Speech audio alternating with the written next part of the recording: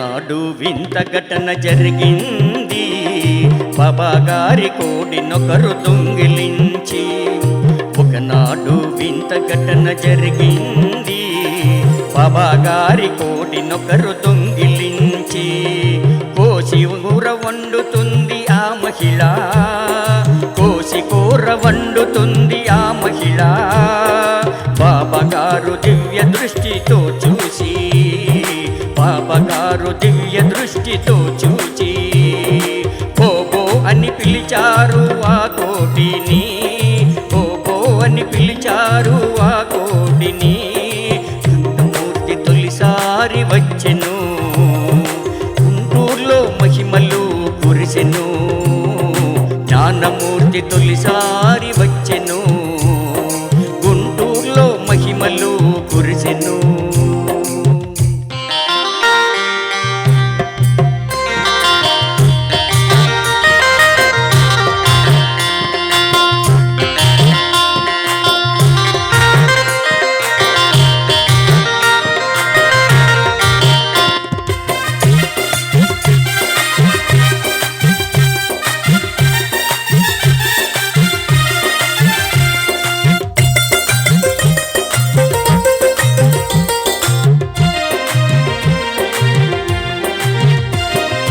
ఉరుములతో మెరుపులతో ఒకరోజు పెద్ద జడివాన కురిసింది ఆ పూట.